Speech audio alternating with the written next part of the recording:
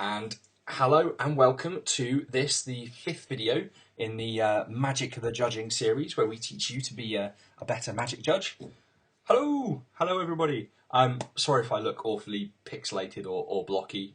It's the fact that I'm streaming in slightly lower bandwidth than normal. It's not that I've actually got some kind of deformed head or something. Especially as I was sick last week and my entire house was. I've recovered. My house has recovered. My three children have recovered. My wife has recovered. My dog wasn't sick in the first place. He's just a mental case and made it all a lot harder. But I'm being told in chat that I am Pac-Man. Yeah, I should do that. I should Photoshop a Pac-Man face onto me and just have it stick here, something like that. I think I've lost it completely. So I'd better get on with this mailbag session. In some of the previous streams, I've been asking people to send in questions. I've been asking people to do tests and tell me the numbers of rules that have been confusing them. So this is quite an interesting question and answer session in that I don't have any questions as such. What I have are references to rules that have caused confusion. So I might not necessarily be hitting the exact answer the original poster wanted, but hopefully I'll be giving each of the questions quite a thorough treatment, and that will help. You're almost certainly going to be unable to read the text on this card, but I love this. This came in on Facebook. I saw this on Facebook the other day. I'm mentioning it because a number of questions that came in were to do with the layers rules. I'm not going to do layers in this Q&A session because layers will be a stream unto itself. It needs an entire one to itself to give it any kind of justice whatsoever. I'll read the text of this card to you, and perhaps those of you who already understand layers in some way will understand why I enjoy it quite so much. The card is Layers, mana cost white, blue, black, red, green. It's a creature, ogre, scholar. And its rules text is, you may have layers enter the battlefield as a copy of any creature on the battlefield, except it retains its text, power, and toughness. If you do, target player gains control of layers, change the text of layers by replacing all instances of one colour with another. Layers becomes an onion creature, layers becomes white, and layers gains death touch. Layers' power and toughness is equal to the number of onions on the battlefield. Then it has an activated ability with a cost of 0, whose effect is Layers becomes a 2/2, gets +2/+1 until end of turn. Put a -1/-1 counter on Layers, and then switch its power and toughness. Because ogres are like onions, and everyone enjoys a Shrek reference. The reason I like it is because that has actually got an ability that has something to do in every single layer that we have in our layer system, and they're in the correct order. This is a fantastic learning tool. If you can't memorise the layer order, and you can memorise this card because it's funny, then you're halfway there. You're there. You can remember the layer order, which is exactly what funny mnemonics are all about. Anyway, I hope you enjoyed that one as much as I did. That's what I'm not going to be covering this week. So, what am I going to be covering? There's a whole bunch of other things. We've got stuff to do with effects applied to face-down permanents. We've got stuff to do with resolving spells and abilities. I should mention another thing I'm not going to cover at this point is casting spells and abilities. Casting spells and abilities is another topic. It's a source of much confusion. It will be a stream in its own right at some point in the future. It's one of the classic things that gets written about a lot. Lots of judges have tackled layers and done articles on them. Lots of judges have tackled the steps for casting a spell, and these are common seminar topics. Like, articles exist on these things, and one of my aims with this stream has been to try and show some love to some of the other rules, the lesser known, still complicated but not the classically complicated rules that people struggle with. So yeah, that's on there. Resolving spells and abilities, handling triggered abilities is going to be in there. And yeah, in fact, a lot of the questions are in those things. So hopefully give this a nice thorough treatment, and we'll be good. So let's go, shall we? 707.8, for those of you following at home, 707.8 is a rule that says that any effects that are applied to a face-down permanent still apply to a face-up permanent. Now, when you hear the rule written out like that, when you hear it written out, nice mixing of metaphors there. When you see the rule written out like that, you might wonder, why does anybody have any problem with this? Here's a face-down permanent, and if I apply an effect to it, like I giant growth it, then when I turn my face-down card face up again, somehow, then the giant growth still applies. So let's say that here's a way to set this up. I have a Grizzly Bears.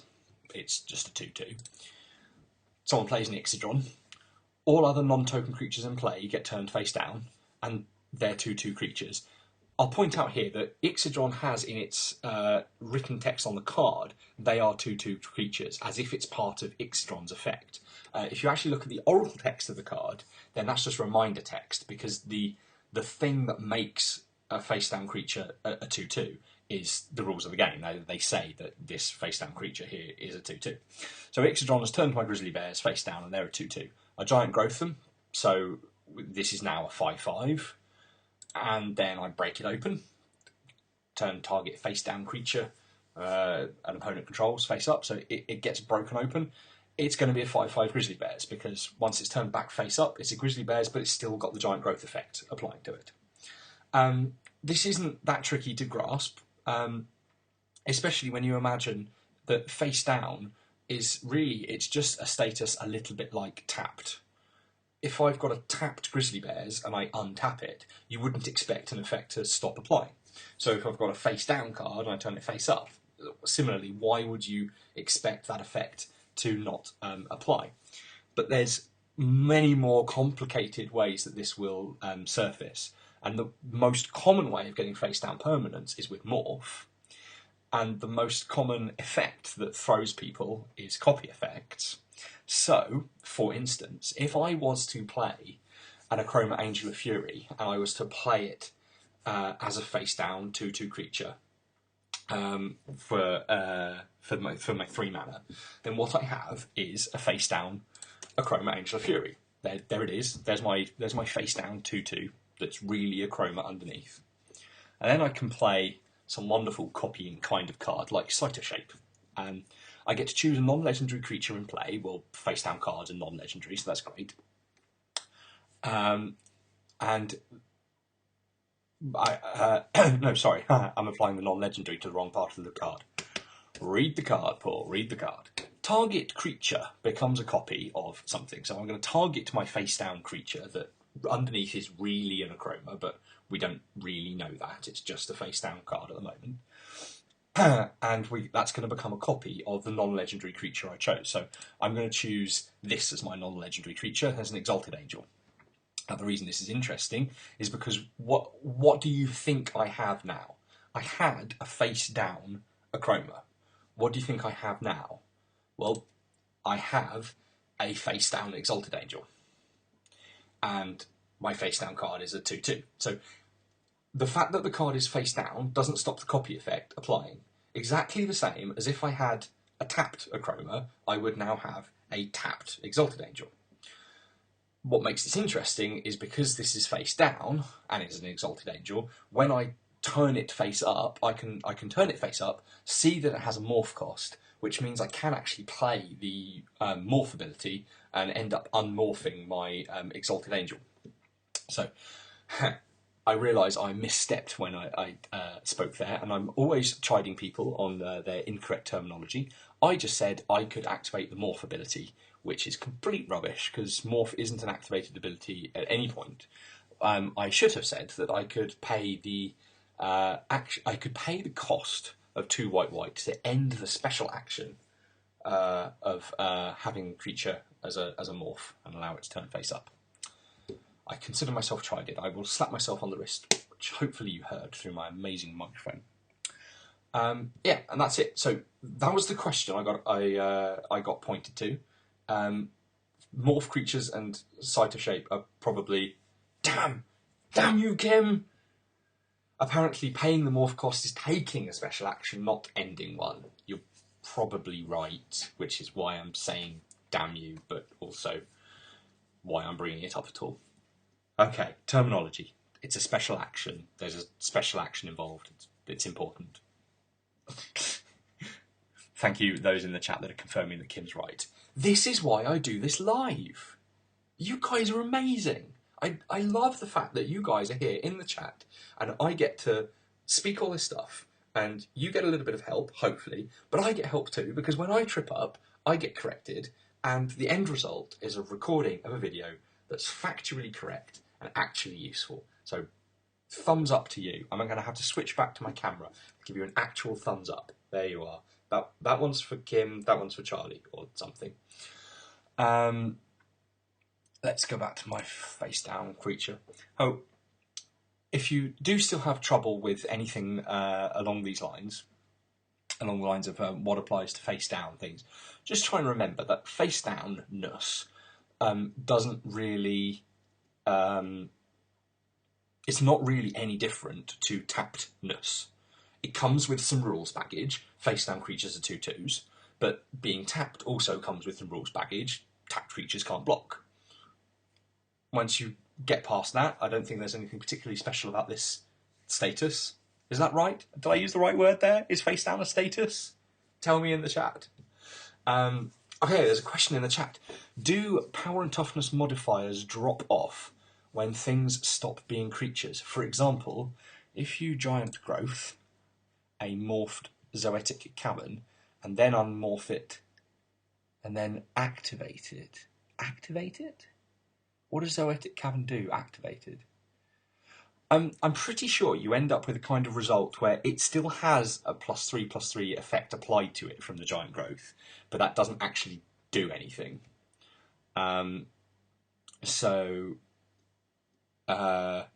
Technically, if you were to go through the layers, you still have a +3/+3 effect that would apply in the appropriate layer, one of the sub layers of 7. 7C? 7C? Yes! I think I got there before Kim that time. But it won't do anything. So technically the effect is still there, but it won't have an effect. If that matters, which it almost certainly doesn't. If you want to imagine the giant growth effect kind of falling off because it's not a creature, then I guess that's fine. If the permanent was to turn back into a creature again, of course the +3/+3 would begin to apply again. So I like to think of the effect as still being there and just not doing anything. Chat's saying something about Genjus. I'm going to politely ignore that because you can work it out by now, I reckon. I'm going to move on to resolving spells and abilities. So I had a bunch of questions that were in the area of resolving spells and abilities. If you're playing along at home, this is 608. Rule 608.2 is how to resolve spells and abilities. So 608.2 on your favourite source of comprehensive rules. Rules.wizards.com is good. Yogtalk.com is good. The MTG Rules app is good. Actually go Googling the comprehensive rules or the DCI document center and finding sorry, I'm laughing because somebody has just written Paul Smith with a huge heart in the chat. EOT3UG. I have no idea who you are, but that has made me smile. So whatever rule source you have, if you want to look at 608.2, that's where we're going next. So some examples for you. The first thing to note is that 608.2K is the thing that comes last. That tells you that the final part of resolving a spell is that the spell card goes to the graveyard. Everything else happens in, I think it says it happens in no particular order, so take that as you will. 608.2A, I realise I've got, what I've done is I've written a kind of a shortened wording of the rule so that I can just speak about it, and then I'm tripping up on exactly what the rules are. So the reason you can hear some tapping going on in the background is because I'm not so subtly looking up the rule myself. 608.2, here we are, come on. Load up. Don't give me any bandwidth warnings. Don't kill my stream just because I'm looking at some game rules.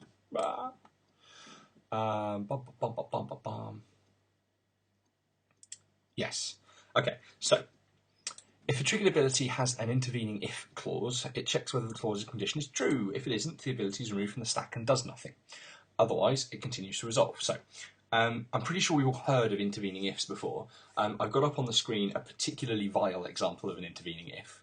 An intervening if is where the word if comes in the middle of a trigger. So, reading this Stalking Yeti example, when Stalking Yeti comes into play, if it's in play, it deals damage. It probably should read stuff like if it's on the battlefield, but sure. Modern terminology and so on. Yeah. So the if it's in play part, the if it's on the battlefield part of Stalking Yeti is what we refer to as the intervening if. It's always checked at 2 points. This particular rule is telling you to check it when you go to resolve the triggered ability, but it doesn't trigger at all in the first place if the if clause was false in the first place. So the reason I'm showing you this particular card with its massive amount of text on it, quite an ugly worded one, if I'm totally honest, back from Cold Snap, is one, because I really enjoyed Cold Snap and I'm not afraid to admit it. Two, is because what I like to do when I think about rules, I like to wonder why they exist. Or I like to wonder what it means for a card that this rule exists. That kind of thing. So, looking at Stalking Yeti, when I read that thing that says, when Stalking Yeti enters the battlefield, if it's on the battlefield, and I immediately ask myself a question. I go, hang on a minute. When it enters the battlefield, if it's on the battlefield, something happens. And I ask myself, what on earth? How does this even make sense? If it triggered when it came in, when it entered the battlefield, when it came into play, when it entered the battlefield, how can it not be in the battlefield when we go to resolve the trigger? And of course, that's when you go, I'm a good Magic player. I know about the stack. I know I can respond to things. So I know that it's possible to play a Stalking Yeti, have it enter the battlefield, trigger the ability, then have some kind of response happen to the Yeti, have the Yeti go away, and then when I go to resolve the triggered ability, the whole reason this card is worded in that ugly way is because if the Yeti's gone away, we don't want it to do anything. It can have gone away because of a lightning bolt. It could have gone away because of some unsummon. It can have gone away to its very own activated ability that it has further down the card. 2 and Snow returns Stalking Yeti to its owner's hand. Although, in fact, you can only play that when you can play a sorcery, so that doesn't work. Pretend I didn't say that. Damn, there is a downside to broadcasting live. If you already knew that I couldn't activate that ability and give yourself some kind of cookie point or something, whoever managed to get a heart emoticon thing in the chat, if you can work out how to do a cookie, then you get extra cookie points. So yes, back to my point, back to my actual serious point, Stalking Yeti. I like to read cards and go, when Stalking Yeti enters the battlefield, if it's on the battlefield, it'll do something. Why on earth does this exist? Well, it's because we don't want that triggered ability to do anything at all if, on resolution, the Yeti's no longer there. So that must be the rule. If, on resolution, I've got to check the if again. And that's how I know that 608.2a exists. Let's move on. If the spell or ability specifies targets, then you check whether the targets are still legal. A target that's no longer in the zone it was in when it was targeted is illegal. So if your target moved, then it's not being targeted anymore. Other changes might cause a target to no longer be legal. There's a whole list of examples here, but you can imagine it. So if the card goes away, the card gets suddenly gets shroud or hexproof, gets protection, gets some kind of thing that makes it an illegal target. Like, that can easily happen.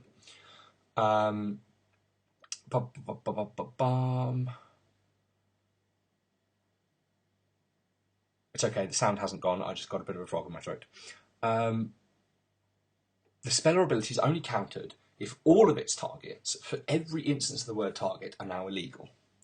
And why is this important? Well, there's some cards like this one. Electrolyze is a great one. Electrolyze, in one of its possibilities, can be cast targeting two creatures. And so it will only be countered if both of those creatures have become illegal targets. If only one of them has become an illegal target, one of the points of damage won't be dealt, but the other one will. And the really important thing is, because there's a draw a card tacked onto the bottom here, it's really important to know whether the spell was countered or not, because having a card is very different to not having a card. You heard it here first. Pro strategy from me. So that's my poster child of what do you have to do to stop someone drawing a card off an Electrolyze. You have to make both targets legal. Of course, if there were two targets. This can be why it's a good idea to ping a creature for one and a player for one, because it's really difficult to counter that kind of spell by making targets illegal. Oh, there we go. So there's two checks we do on resolution. Did we have an if clause on the triggered ability, and is it still true? Did we have targets, and are any of them still legal? If they are, then we've made it through the checks, and we can get through to actually resolving this thing. We're allowed to resolve, so we will. The controller of the spell or ability follows instructions in the order written. And I struggled a little bit to come up with an example of this one, but I like this one. It's a little bit finicky, but bear with me. I'm going to show you one of the commands from Lorwyn. It's a modal spell that allows you to choose two things. There's four things it can do. It can destroy artifacts, it can destroy enchantments, it can destroy all creatures with a converted mana cost 3 or less, or it can destroy all creatures with a converted mana cost 4 or greater. You get to do two of these things, and it can be important that you do it in the order on the card. And I have created an example. I've got my favourite Grizzly Bears over here. He's just a 2/2. And I've got Griffin Guide on. Griffin Guide is an enchantment. It's an aura. It goes on the bears. The bears gets +2/+2 and has flying. And when the enchanted creature dies, we're going to put a Griffin token with flying onto the battlefield. So what I am asking is, should I cast Austere Command and choose the modes where I destroy all enchantments and I destroy all creatures with a converted mana cost 3 or less, what do you think happens? I will leave a couple of seconds of bumbling noises for you to think about that before I reveal that you will not be getting a Griffin token, because we do things in the order they're written on the card. First, we destroy all enchantments. There's your Griffin Guide, gone. So because the Griffin Guide is gone, we then, as a separate verb, destroy all creatures with converted mana cost 3 or less. So we've already destroyed the Griffin Guide. We now get to destroy the bears, but it's not enchanted anymore, so no Griffin token for you. I haven't put a card example up for this one. There's many instances of it. There was a mechanic back in Kamigawa called Splice, which allowed you to basically put the text of one card onto another card, and it went on at the bottom. And I definitely remember times where I really wished it had spliced onto the top. I can remember in a PTQ calling a judge over with the vain hope that I could possibly splice the text up to the top to make something happen in a different order. But there we go.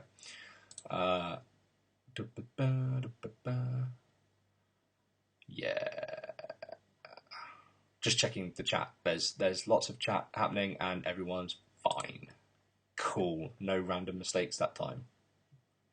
I'm really enjoying you guys as well who are in the chat and supplying extra examples as I'm talking. What it means is everyone who's here live, you're contributing to the whole experience, and it's just amazing. You by far get the best experience of this stream if you come and watch it live. Love it. Okay. 608.2D. Let's carry on through resolving this ability. If the effect of a spell or ability offers any choices other than choices already made as part of casting the spell or acting the ability or doing whatever you did to get it on the stack, then you announce them now. So we got to do some choices, and there are some kinds of choices that are made on resolution. Here's a nice common one. Sadly, Owen Cox, one of the players from Bath, one of my old local players, he said something about specifically wanting to teach people how to cast Void. The important thing is that you choose the number for void on resolution. At this point, you already know whether it's been countered or not, or more accurately, the person who might be holding the counter spell has to decide whether they're going to counter the void or not before knowing what number you're going to call. I won't get into the messy shortcut policy of what happens if you call a number early, apart from to say that if you try to be a dick with this card and call a number, but because you know it should be on resolution, and then when it goes to resolve you call a different number, going ha, then you're not going to get away with that. That's not going to work. So yes, choices happen. This rule's quite long, isn't it? Let's see what other bits it's got in it. So choices happen, but you can't choose an option that's legal or impossible, with the exception that having a library with no cards in it doesn't make drawing a card impossible. Of course, literally, it does make drawing a card impossible because there isn't one there for you to draw. But we all know that state-based actions will kill you if you try to do it. It's important that we're allowed to let a player choose to kill themselves. Interesting. If there's a division kind of effect, then that happens now. Yeah, it's just sort of choices that you didn't have to make on resolution. When I cover how to cast a spell, I will tell you at that point what the choices are that you make when you're casting. All the other ones happen on resolution. It's quite specific, and I don't remember them off the top of my head.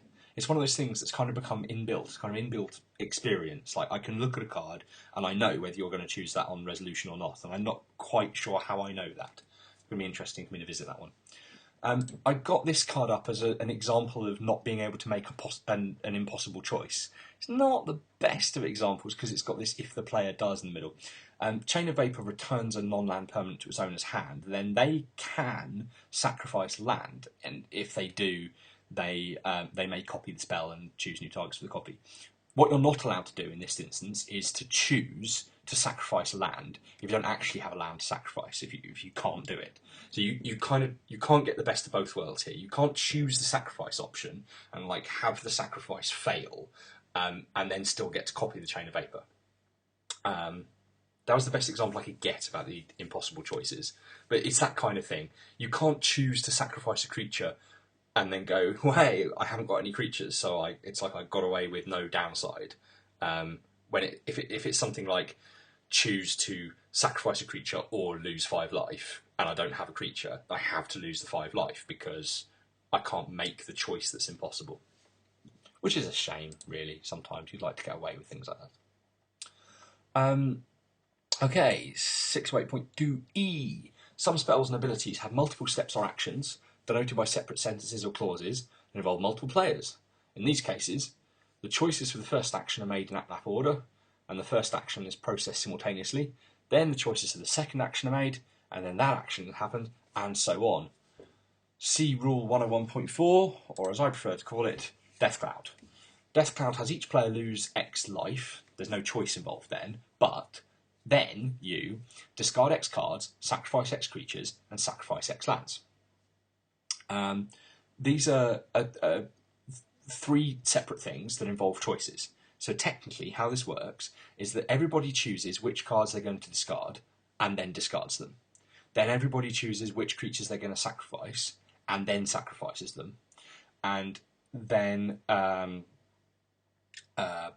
everybody chooses the lands they're going to sacrifice and sacrifices those. So how do you resolve Death Cloud? If you know how to resolve Death Cloud, you know this rule. I'm being told in chat that this with Obstinate Baloth is a really good example of how to do things in order. So yes, if you discard the Obstinate Baloth that puts it in play, then you're going to end up sacrificing it, assuming X is large enough. So the fact that you do the discard and then the sacrifice is very, very important in that case. Good call, EOT3UG. It's not EOT3UG, is it? No, it's end of turn, 3 blue, good game. That's fact or fiction. Yes. Haha, I am win. If an effect gives the player an option to play mana, they can do it. They can activate mana abilities to pay that mana. Here's an example. Mentor of the Meek lets you do stuff. You you can when another creature power 2 or less enters the battlefield, you may pay 1. If you do, draw a card. If you get as far as trying to resolve the ability and then go, oh wait, but I don't actually have any mana in my pool, it would be a bit of a harsh move if we go, yeah, you're kind of in the middle of resolving an ability. You're not allowed to play mana abilities here, so you've got those 7 untapped lands over there, but we're not going to let you tap them in order to make the 1 mana to draw a card. That would be annoying and really harsh, and we're not like that these days. We're loving and accepting of players who play just that slight out of orderness. In this case, it's not out of order at all. It's absolutely by the rules, perfectly fine. You start resolving this ability and you have the option to pay mana. You may play mana abilities to get that mana. Now, 608.2F has another bit hidden away in it, and I think it was this sub-rule that I was specifically asked about. I've got a feeling it was Charlie, not entirely sure, but there's another part here that says, if an effect instructs or allows a player to cast a spell during resolution, then you do it by putting the spell on top of the stack and then continuing to cast it just like you normally cast spells, except that nobody gets priority after it's cast, and then you go straight back to resolving this one, and then some priority things will happen later. So I've got a couple of examples of when you're able to do that. Here's Chandra Ablaze. She's probably the best example of casting a whole bunch of things mid-resolution of an ability. Her -7 ultimate says cast any number of red instant and or sorcery cards from your graveyard without paying their mana costs. My absolute favourite card that does something like this, but actually not this, and this is an important distinction which I will come back to, is Mind's Desire. It's my favourite. Lots of people hate this card because of what it does to tournaments and what it does to games. I love it, and I'm not ashamed to talk about that. Chat's mentioning the Cascade ability does this. Well, yes, absolutely true. Cascade does this too. I want to call out a big difference between these cards. This is the Hideaway ability that says you get to hide a card under the land, and on some condition you get to play it. So Sheldock Isle has an activated ability that says you may play the removed card without paying its mana cost if a library has 20 or fewer cards in it. So I have 3 cards I've just shown you that, as part of the resolution of some ability, they allow you to play a spell. There's Chandra Ablaze, Mind's Desire, and Sheldock Isle. One of them is odd. One of them there's an odd one out here, and Charlotte in the chat has hit on exactly what the distinction I'm trying to make is. 2 of these cards let you play the spell right now, and one of the cards does not. Did you spot it? Did you spot which one is which? I'll take you through why. Chandra Ablaze says you can cast any number of red instant or sorcery cards from your graveyard without paying their mana costs. The land says you can play the removed card without paying its mana cost, if blah blah blah. Mind's Desire says until end of turn you may play this spell as if it was in your hand. Now, that's the distinction. Because Mind's Desire specifies a duration over which this effect applies, it is not telling you to cast the spell right now, absolutely right now. This card is telling you, play the spell right now. This card is telling you, play all the spells right now. Burn all the things. Do it now, right now. Right in the middle of the resolution of an ability. Now, doesn't that sound strange to you? You're casting spells right in the middle of a resolution of an ability? That's impossible. No one has priority. You can't do that. Well, except you can, because 608.2F lets you. But the fact that it's normally impossible, you normally couldn't even play instants right now. You normally couldn't even play instants. But this ability is letting you. This is the clue that tells you that not only are you allowed to play an instant right now in the middle of this resolution, But you can play a sorcery, you can play a creature, you can play something that you ordinarily wouldn't be able to play right now. Because ordinarily you couldn't play anything right now. What Mind's Desire says is, yeah, sometime this turn you can play this card. Well, that's not doing anything with the timing restrictions. You can play instants like they were instants, but if you've removed a sorcery, you're going to have to play it like a sorcery. You're going to have to play it on your turn with the stack empty in a main phase.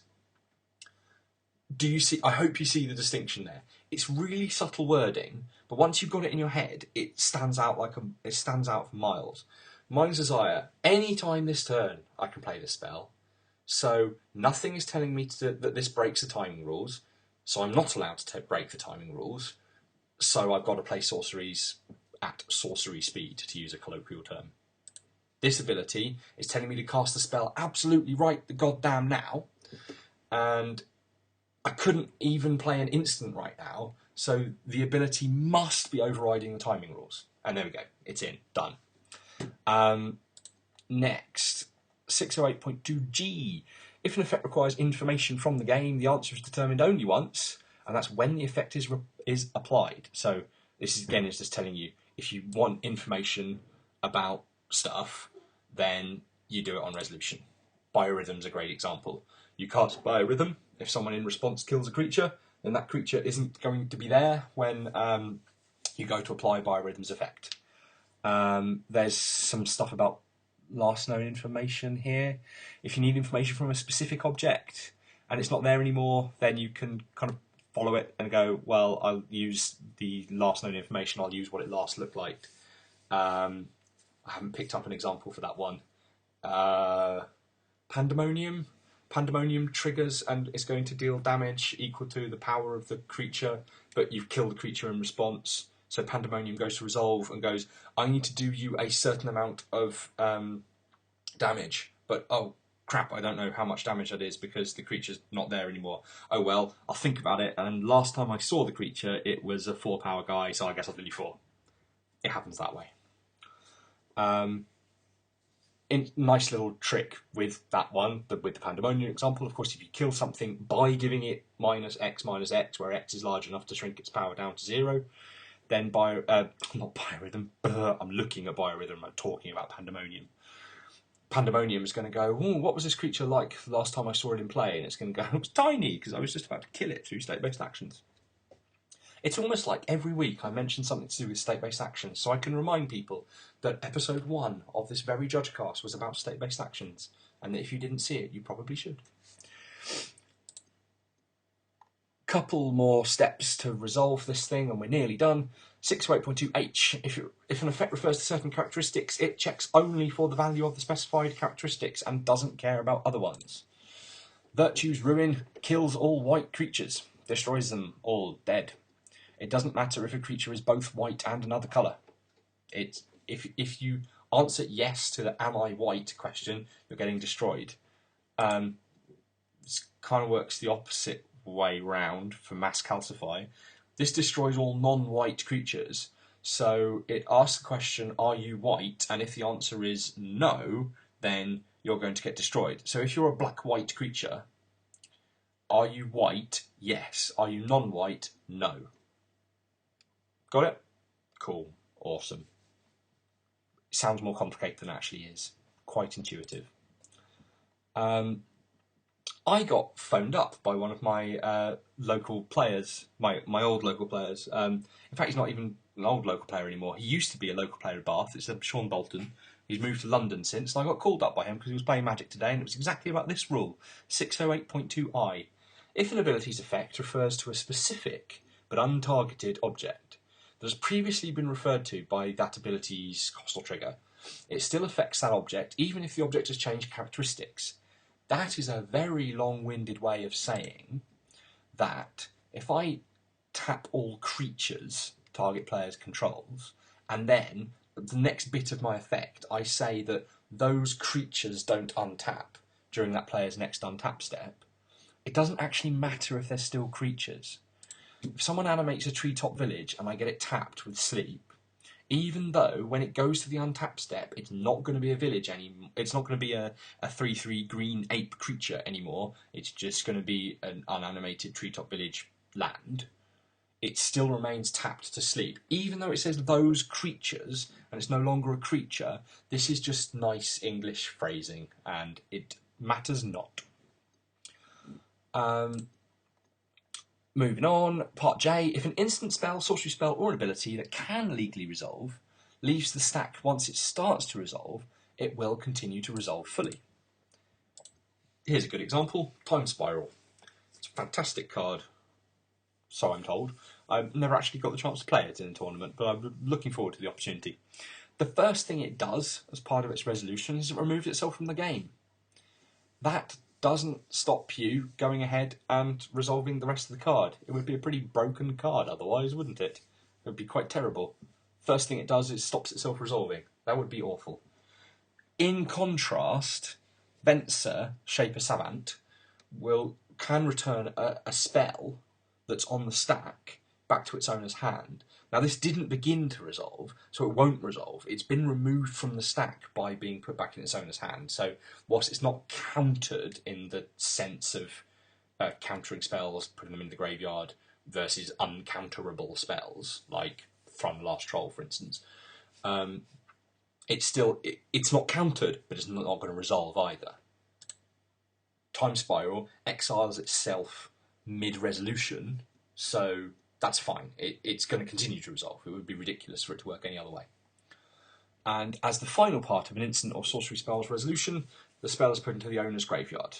Of course, unless it's been overridden, Time Spiral won't go into the graveyard as the final part of its resolution because it's already been exiled. Black Sun Zenith won't get put into the graveyard as the final part of resolution because it's already been shuffled into its owner's library. These things have happened. Okay, there we have it. That is quite a nice, in-depth... I'm going to go back to camera shot and give thumbs up. Yeah, we got there. Woo! That's quite a nice, in-depth treatment of resolving spells and abilities. So I'm going to give you a few moments to get a couple of questions in. Someone's mentioned Flashback versus Black Sun Zenith. Zenith or Zenith? Still don't know. I think I even had a thing. I've got an example down here, and I can't remember why. So I guess I'll just do this right now. Oh yes, I think Momentary Blink is a great card for so many reasons, but it has Flashback, and Flashback is another thing that can stop a spell on resolution, making it to the graveyard. That leaving the stack gets replaced with exiling instead if you're casting it for its flashback cost from your graveyard, and so on. If you manage to get a Black Sun Zenith into your graveyard and it got flashback through a snap, can Snapcaster Mage do that? Let's say it can. I don't know the card very well. Then, as part of... I'm going to have to read the flashback rule. I will be honest here. Someone's probably going to beat me to it and tell me. I know that flashback replaces the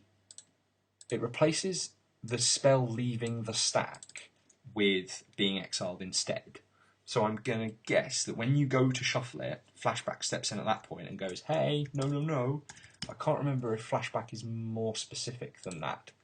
So I am going to search it. That's what I'm going to do.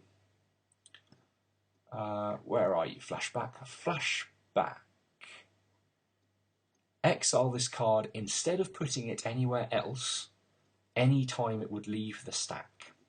So, yes, you get to thinking about shuffling it in. You go to shuffle it in. You go, wait, I'm leaving the stack. I'm exiling. I'm out of here. Apparently on Magic Online, it exiles and shuffles back in at the same time, which is quite anomalous. Interesting. Not sure how you can do that at the same time, but there we go. Cool. I didn't see any other questions on this part of the stream, so I will get on. I'm 45 minutes into recording. Can I get a few more things in? We've got handling triggered abilities coming up. I'll let you cast your votes in the chat. You've got minutes, seconds even, to say, do I go on to the 1, 2, 3, 4, 5, 6, 7, 8, 9, 10, 11, 12, 13, 14. I've got 14 more card pictures that go towards examples for handling triggered abilities. I'm getting votes for yes. Those of you watching this recorded afterwards, I'm sorry, I can't take your view into account because I don't do time travelling yet. So let's get there. I will search up rule 603. Is this 603? Yep, it's not a 603 point anything, it's just 603. And it's called handling triggered abilities. First part of the rule tells you how to spot a triggered ability. This is, I like this part. This is something that's a really, really handy thing to be able to ask people who, if they come up to you and say, hey, I'm interested in judging, and you want to know anything about, what do they know about judging? A lovely question to ask is, well, how will you spot a triggered ability? What do they look like? What is one? What does it look like? Because it's actually very well defined. Triggered abilities, they have a trigger condition and an effect. They're written as trigger condition, effect. And they begin with the word when, whenever, or at. And that's brilliant. If someone comes out with it and says, yeah, triggered abilities, when, whenever, and at, you know they've probably read the rules, at least in some fashion, or they've been taught well by somebody, which is fantastic. If you get a kind of a muddling answer that doesn't involve when, whenever, or at, then you've got a nice ground there. You've got something to work on. So yeah, mentoring tips. Woo. I have a question, and I think Kim's still in the chat. Is she still there? I'm not sure. If she is still there, I'm really interested to know, does this translate into other languages? Anyone can answer this one for me. Does the when, whenever, and at part of the handling triggered abilities translate into other languages? Kim bailed. Oh, no. Okay, I guess I'm never going to find out. Right, I'm interested. Do French cards in the French rules have a French way of saying when, whenever, and at that works the same way? Actually interested. Anyway, so yes, that's what triggered abilities look like. We know all about triggered abilities, of course. Whenever a game event or a game state matches a triggered ability's trigger event, that ability triggers. Brilliant. But it doesn't do anything yet.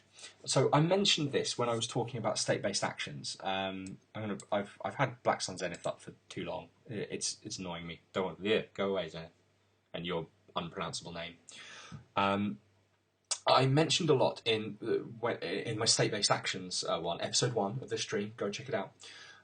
That state-based actions happen at particular times, and went into quite some specifics about exactly when state-based actions happen. And I mentioned back at the time that triggers will actually trigger any time. You have a specific time that the triggered ability actually gets to go on the stack, but they trigger at any time, so that they're always watching. Always watching. For you Monsters Inc. fans.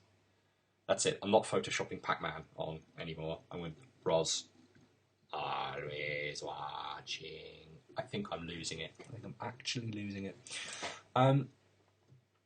So, because they aren't cast or activated, triggered abilities can trigger even when it isn't legal to cast spells and activated abilities. So they can trigger when you normally can't cast spells. One example of this is Sudden Shock here. It has split second. With split seconds on the stack, when a spell with split second is on the stack, you ordinarily can't respond with anything, but that doesn't stop triggered abilities triggering. And through a strange quirk in the rules, which is another reason why I wanted to get my wording right about how turning a permanent face up with Morph is a special action, you can will bend Sudden Shock. Isn't that amazing? I can't cast anything in response to Sudden Shock, but I can turn Willbender face up, and that will trigger Willbender, and it means I can redirect this thing. Awesome. Love it. Well, Willbender was pretty much my favourite card during that era of Standard. I enjoyed that a lot. What else have we got here in handling triggered abilities? Whenever a phase or step begins, all the abilities that trigger at the beginning of that phase or step, they trigger. Is that a pointless rule or what? Really?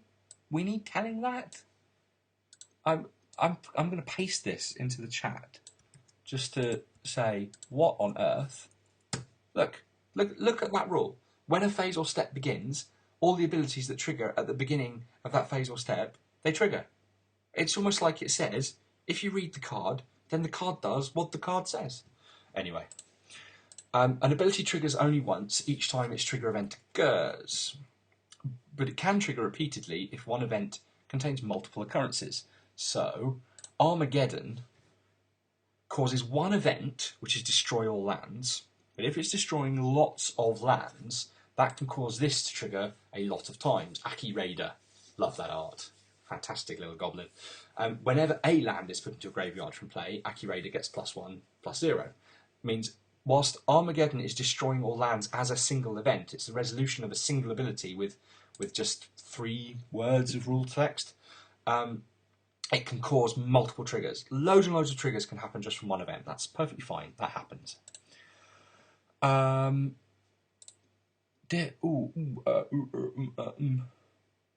I missed something here? No, I haven't. Phew. Some trigger events use the word becomes. They trigger only at the time the named event happens. They don't trigger if the state already exists, or they re-trigger if it persists. So, here's an example. Brink of Disaster is a terrible card. It really is terrible. Never play this card. But if you did play this card, you'd know that one of the reasons it was terrible is because it says that when the enchanted permanent becomes tapped, you destroy it. What happens if you play it on a tapped permanent? Nothing at all, because it didn't become tapped. It was already tapped. What happens if you've got something that's tapped and you cast a spell on it that taps it? Still nothing, because even though you executed an action that said tap this thing, its state didn't actually change. It used to be tapped, it's now still tapped, so it still didn't become tapped. Becoming tapped has to mean that it was untapped and is now tapped. That's the only time that triggers. It's also terrible because it's 4 mana and might not even kill something. But yeah, other reasons why cards are terrible. If you've got to ask a level 3 judge for strategic advice as to whether cards are terrible or not, then you're probably a judge yourself because you can't be a good player. Judges, strategy, meh. Okay, some of them got on the Pro Tour once. If a triggered ability's trigger condition is met, but the object with that triggered ability is at no time visible to all players, the ability doesn't trigger. I don't know how to do this. I thought about this for a while. I actually can't invoke this rule. Haven't got a clue. How can something trigger that's not visible to everybody?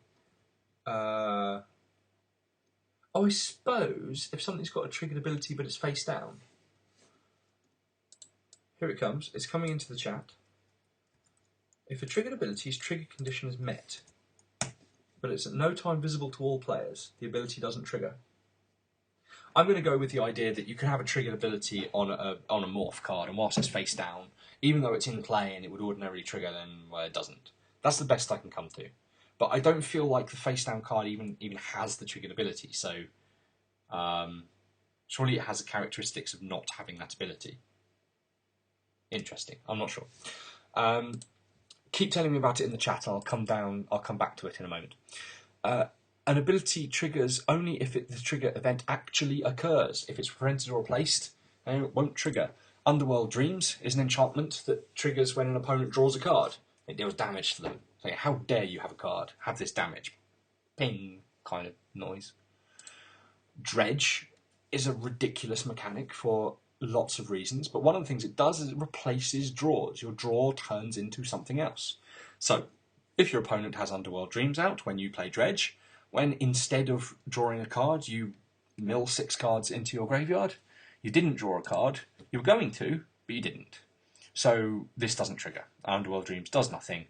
Congratulations, you spent 3 black mana to achieve nothing, and I'm going to kill you with hasty zombies or something. 603.3, let's go. Once an ability has triggered, its controller puts it on the stack as an object that's not a card. Interesting. When's that relevant, that it's not a card on the stack? Triggered abilities are an object that's not a card. It's true. It's a true thing. If you ever play on Magic Online, you'll probably see the representation of a triggered ability. It's got like a different frame to a card. I quite like that. I do like Magic Online's representation of the stack. It's quite good. The ability becomes topmost on the stack. It has the text of the ability that created it. It doesn't have any other characteristics. Oh, that's an interesting point. I'd missed that when I first read over that. So there's a couple of things here. The first thing is that it goes on the stack the next time a player would receive priority, and that's after the state-based action check. The second part is that triggered abilities don't have any characteristics. Underworld Dreams is a black enchantment, but when it triggers, the trigger is not black. That could be relevant somehow. This does give me an interesting aside, where if I play an Oblivion Ring, it will trigger on coming into play, entering the battlefield, whichever you want to call it, and it will exile something. And I've just told you that the trigger is not coloured. The trigger is not white. So how does that interact with a card that has protection from white? Well, it interacts with protection from white by working exactly as you'd expect. This is one of the cases where a little knowledge is a dangerous thing. You can go, well, the triggered ability doesn't have a colour, so protection from white doesn't matter at all. But if you actually look up the rule for protection, you'll see that it's not the colour of the ability that matters, because the rules know that abilities don't have colours. They know it's the colour of the source of the ability that matters, and that is black in this case, or white in the case of the Oblivion Ring. So, yay, the rules work. A triggered ability is controlled by the player who controlled its source at the time it triggered. So, if it's your Underworld Dreams, it's your Underworld Dreams trigger. Unless it's a delayed triggered ability, and I'm going to skip delayed triggered abilities because that will definitely take far too much time for me to go into. I'll consider it as a future topic.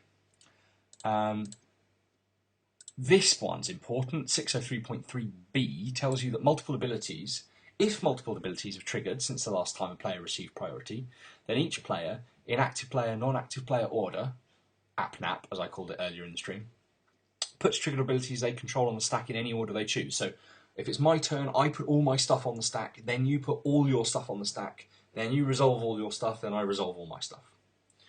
There's state-based actions, checks in between, and anything that triggers, because that check then goes on top of the stack, and it can get a whole lot of mess. I fondly remember an EDH game that contained a Pandemonium and a Living Death. Living Death? Is that the one that takes everything out of play and puts it in the graveyard, and takes everything that's in the graveyard and puts them in play? So all of that stuff happening with comes into play abilities and the Pandemonium and complete mental stuff, trying to work out who's dead and what's resolving, and wonderful stack, loved it. Can happen with Warp World as well. Tasty EDH, strange stuff. Was also really important in Standard a long time ago. I'm trying to think of the card. I can't. I'm failing. I'm pretty sure it was important back in Ravager Affinity days, because whose did it matter whose Disciple was triggering? I'm not sure if it did matter if you played it correctly, whether it mattered whose turn it was when you sacrificed artifacts to your Disciple of the Vault. But what's the one I'm thinking of? You cycle something, something triggers off you cycling, and it removes something from the game, and it brings it back in at end of turn. Someone's going to tell me what that card is, and it's an amazing. It was an amazing thing, and maybe it was a block constructed Pro Tour or something. Astral Slide. Charlotte is the winner. Amazing. Yes, Astral Slide. It was really important that in the slide mirror you knew this rule. It has to work this way. Beautiful, beautiful game and all that. Because if you tried to slide stuff out in the wrong player's turn, you just got it wrong. And you messed up and you lost. If a triggered ability is modal, so we're on 603.3c now. If a triggered ability is modal, its controller announces the mode choice when he or she puts the ability on the stack. So here's a modal one, the X-Arcs. You can tell it's modal because of the choose one and the long hyphen. I'm going to do this one or I'm going to do the other one. I have to choose which one it is when I put it on the stack so that they know what it is that I'm responding to. And equally, one of the modes targets a creature card in the graveyard, and one of the modes targets an opponent. So I have to choose the mode so that I know what target I'm supposed to even be choosing to cast the spell. If I can't choose a mode that would have an illegal target, so if I didn't have a creature card in my graveyard at this point, I'd cast this thing, I would have to choose the mode that targets my opponent. If I couldn't choose either mode for some reason, my opponent has hexproof or something, then the ability just gets removed from the stack. If you're taking something like a level 2 or level 3 judge test, I will point out an important piece of terminology there, that the ability is removed from the stack. It's not counted on resolution, it's not fizzled. It did go on the stack, but it gets ripped straight back off again. Terminology can be important in the tests.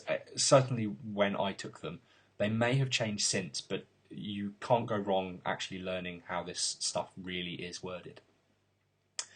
The remainder of the process of putting triggered ability on the stack is identical to the process for casting a spell, which I still haven't covered yet, and I will do in another point. 603.4 is the other end of the intervening if rule. So I've brought another intervening if card along with me. At the beginning of your upkeep, if you have 200 or more cards in your library, you win the game. And let's be honest, if you are playing Battle of Wits, then on some moral level, you have already won the game. But if you don't have 200 or more cards in your library at the beginning of your upkeep, then this won't trigger at all. So yeah, this is one end of the intervening if check. When it triggers, does it actually do anything? Then later when it goes to resolve, it still has to be true at that point in order to do anything. So you get two ends of the intervening if check. 603.5. Some triggered abilities effects are optional. They do go on the stack when they trigger, and especially if they target, this is important. Regardless of whether you intend to exercise abilities optional or not, you make the may choice on resolution. So here's an example. Angelic Benediction is a card that it says whenever you've got a creature that attacks alone by itself, you may tap target creature. This will target a creature, whether you want to tap it or not. So if for some reason, if your only attacker has vigilance and there's no other creatures in play at all, you must target your vigilant guy, but then later you choose not to tap it. This is really important when cards like Phantasmal Image exist, because they die when you target them. So Phantasmal Image, being the only creature on the battlefield, attacking alone, with no other creatures to target, with Angelic Benediction in play, you're going to lose your image, and there's nothing you can do about it. Sorry, it's gone. I decided when I was preparing this one that 603.6 and 603.7 are large enough that I shouldn't attempt to go through them in one go with the rest of it. So 603.6 is all about zone change triggers, and I've got loads of material for that at another point. 603.7 is all about delayed triggered abilities, and again, I've got loads for that. I could probably even do a stream just dedicated to those two sub-rules. I'm going to skip them now. I will come back to them at another point, just not today. Let's finish off the handling triggered abilities rule. We've just got 8, 9 and 10 to go. The end is in sight, guys. Well done for sticking with me this far. Some triggered abilities trigger when a game state is true. Here's one, Emperor Crocodile. When you control no other creatures, sacrifice Emperor Crocodile. Now, this is called a state trigger, and I mentioned these way back in episode 1 when I mentioned state-based actions, because I talked about this not being a state-based action, it being a state trigger, and them being very different things, because state triggers, they check their condition all the time, so if you ever, even mid-resolution of an ability, control no other creatures, this will trigger. The interesting thing is if you think about this literally and don't think about it intuitively, you'll notice a problem here. If I control no other creatures, then Emperor Crocodile is going to trigger and the trigger is going to go on the stack. But when I do that, I'm still going to control no other creatures. My trigger condition is still true. So what is stopping me putting another copy of this trigger on the stack, and another, and ending up with an infinite number of these triggers on the stack, and never being able to leave the game and just going like, oh god, this card is broken? Well, if you made some kind of naive digital implementation of the game, you might end up doing that. But there's actually a rule. There's a rule that says abilities trigger as soon as the game state matches the condition. They'll go onto the stack at the next available opportunity. But a state-triggered ability doesn't trigger again until that ability has been resolved, or countered, or has otherwise left the stack. So, Emperor Crocodile won't trigger again until the first instance of its trigger is gone. Now, ordinarily, it would have gone because you sacrificed the Emperor Crocodile and there's no reason for it to trigger a second time. But what I'm telling you here is that Stifle isn't going to achieve much. You stifle this ability, brilliant. Ability gets countered, and then triggers again, and your Emperor Crocodile still dies. There's another example for that, is if you have something like Darksteel Reactor in play. When Darksteel Reactor has 20 or more charge counters on it, you win the game. Brilliant. That's a state trigger. It'll only trigger once, go on the stack once. And when it resolves, if its trigger condition is still true, then it's going to trigger again. So Darksteel Reactor with 20 counters on it, ordinarily you're going to win the game, but if for some reason you don't win the game, for instance, if your opponent has a Platinum Angel out, you don't win the game, you've still got 20 counters on the reactor, it's going to trigger. You resolve the trigger, you don't win the game. You keep going around, you're stuck in a loop, this game's a draw. Nothing you can do about it. 603.9 is another are you serious rule that says some triggered abilities trigger when a player loses the game. They trigger whenever a player loses the game, regardless of the reason. Losing a game for whatever reason, unless you get out because you drew the game somehow, they will trigger loss of game triggers. And the last part is some objects have a static ability that's linked to a triggered ability. They kind of come along in one paragraph, and that's all the rule says. You can have static abilities and triggered abilities linked together. Brilliant. Does that mean anything? I don't even know. I'm not going to worry about it. They can be linked. I will worry about linked abilities another time, because they are a thing. And they are the answer to why crazy copy shenanigans where you have an ability that exiles a card and then another ability that does something with the exiled card, but you change this creature by copying it to another creature which does something with an exiled card, and you go, I've got a different exiled card there, and crazy shenanigans. Linked abilities are the answer for that conundrum. I'll come across those another time. I'm done. I have recorded for 1 hour and 8 minutes. That's amazing. Thank you for sticking with me. I want to thank everybody in the chat for being awesome, correcting mistakes as I'm going along, giving me the motivation to even be here. I want to thank Kim Warren and Gareth Tanner. I nearly said Turner then, really sorry. Kim Warren and Gareth Tanner, just so for cheerleading for me and getting word out there that this stream is happening. Love you guys, definitely. I didn't get a chance last week because I was ill to congratulate Kim for making a level 3. So she's not in the chat anymore. She lost it. She had no, not a good enough connection. She made level 3. That's the same level as me. She's probably better than me. But anyway, she's come on a fantastic amount as a judge. Charlotte is saying that I got a shout out on her new podcast. Well, you get a shout out here. Charlotte, go you. But I want to go back to Kim because making level 3 is it's an awesome thing. It should definitely be congratulated. If you have any opportunity to tell Kim what a great job she's done, if you've met her and done any kind of judging with her, if you've played at an event that she's judged at, if you've interacted with her in any way, give her some kind of thumbs up on Facebook or something, say, well done, you made level 3, it's awesome. I'm looking forward to her being at Grand Prix Manchester. She's not going to be there as a judge this time, though. She's going to play. I'm sure we'll try and arrange something embarrassing for her. I should mention what I'm going to do next week, which means I have to remember what I'm going to do next week. Next week will be... I think I'll do the attacking and blocking restrictions that I never made it to out of the last time I tried the combat phase. And I'm still, totally honest, I'm probably still not going to cover banding. No. I'm going to tease you and say I might cover banding, just so that you watch next week and hope and listen intently. I don't want to disappoint you, I'm probably not going to cover banding. So, yes, attacking and blocking restrictions. Banding might be in there. I'm going to cut to my logo and say thank you very much for listening.